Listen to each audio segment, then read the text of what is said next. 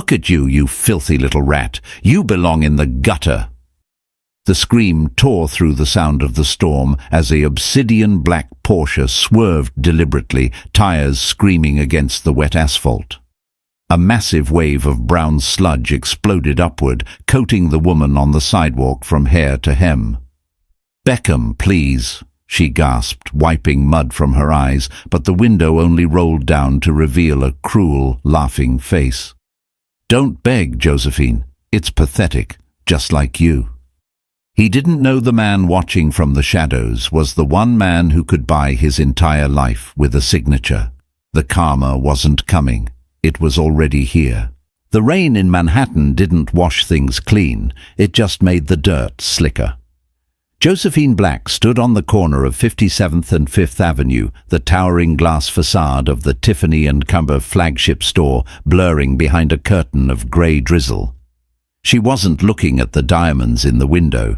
She was looking at the puddle, a vast oil-slicked lake of murky water pooling in the depressed asphalt near the curb. She checked her watch. It was a modest piece, a vintage leather strap watch that had belonged to her father, ticking away the seconds of her new life. At 28, Josephine felt ancient.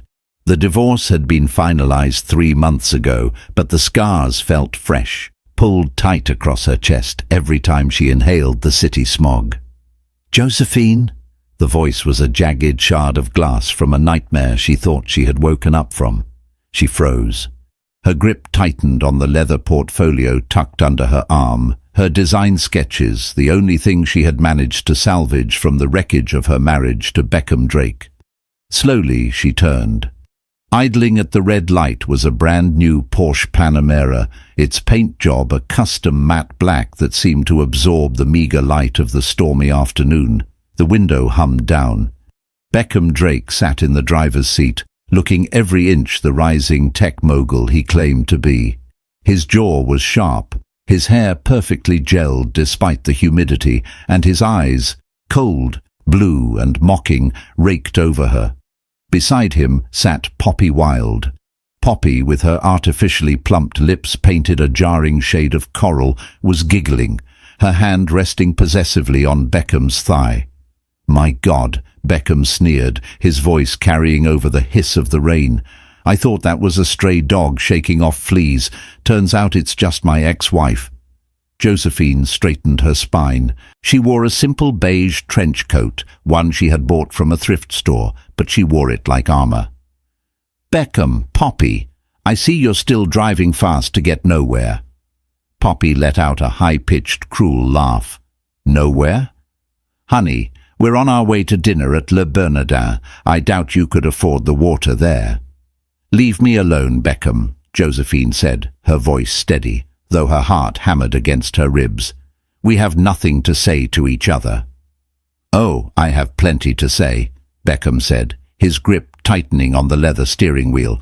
"I just signed the tentative agreement with the Ward Group.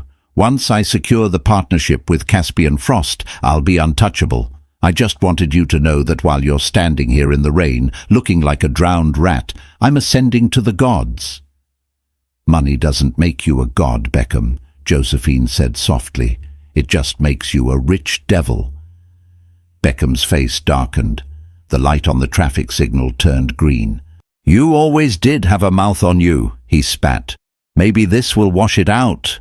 He didn't just accelerate. He cut the wheel hard to the right. The Porsche's massive tires slammed into the crater-sized puddle directly in front of Josephine. It wasn't a splash. It was a tidal wave. Thick, freezing sludge mixed with motor oil and street grit erupted into the air. Josephine gasped, turning away, but it was too late.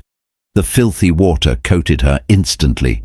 It soaked her hair, plastered the beige trench coat to her skin in a heavy brown mess, and sprayed across her face. The cold was shocking, paralyzing. She stood there, blinded, the taste of grit in her mouth. From the receding car she heard Poppy's shrieking laughter and Beckham's shout, "Matches your soul, darling, filthy!" The Porsche roared away, weaving through traffic, leaving a trail of exhaust and cruelty. Josephine didn't cry. She couldn't. She felt hollowed out, scraped clean of emotion. She wiped the mud from her eyes with a trembling hand. Passers-by stared, some with pity, most with that New York indifference, stepping wide around her as if her bad luck was contagious. She looked down at herself, ruined. The portfolio was wet, but the plastic casing had saved the sketches. That was small mercy. "Ma'am, are you all right?" A doorman from a nearby hotel took a hesitant step toward her. Josephine nodded, though she was shaking violently from the cold. I'm fine." "That guy was a maniac," the doorman muttered. "He was my husband," she whispered, more to herself than him. She wasn't waiting for a bus. She wasn't waiting for a taxi. She was waiting for a ghost, or rather, a man the world thought was a myth. A low, purring hum vibrated through the soles of her ruined shoes. It was a sound deeper and more authoritative than the aggressive snarl of Beckham's Porsche. A car pulled up to the curb, gliding to a halt exactly where the mud puddle had been. It wasn't a sports car. It was a fortress on wheels. A Rolls-Royce Phantom, extended wheelbase, painted a deep midnight blue that looked black until the light hit it. The spirit of ecstasy on the hood seemed to stare down the street where Beckham had fled.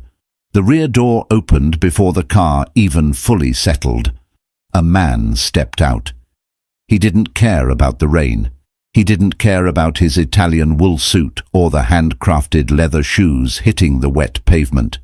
He moved with a predatory grace, ignoring the doorman, ignoring the traffic. He was tall, with broad shoulders that seemed to carry the weight of empires effortlessly. His face was severe, carved from granite, with dark eyes that usually held a terrifying indifference to the world. But right now, those eyes were burning with a terrifying volcanic rage as they fixed on Josephine's muddy form. "Caspian," Josephine breathed, her voice cracking. Caspian Frost, the billionaire tycoon, the ice king of New York, the man who owned half the skyline, stopped in front of her. He didn't recoil from the filth. He didn't look at her with disgust. He reached out, his large, warm hands cupping her mud-streaked face. "Who did this?" His voice was low, a rumble of thunder that promised violence. "Who touched my wife?" The interior of the Rolls-Royce was a sanctuary. The sound of the city was instantly severed as the heavy door thudded shut, replaced by the hushed silence of hermetically sealed luxury. The air smelled of aged cedar and expensive leather. Caspian didn't sit on the opposite side. He sat right next to her, pulling a cashmere blanket from a hidden compartment and wrapping it around her shivering shoulders. He didn't care that the mud was staining the pristine cream leather seats of a car worth $500,000. "I'm ruining the upholstery," Josephine murmured, staring at her hands. The mud was drying, tightening her skin. "I can buy 1,000 cars, Josephine," Caspian said, his voice surprisingly gentle as he took a handkerchief and began to carefully wipe a smudge of dirt from her cheek. "I cannot buy another you. Tell me." Josephine looked up at him. They had been married for exactly 6 days.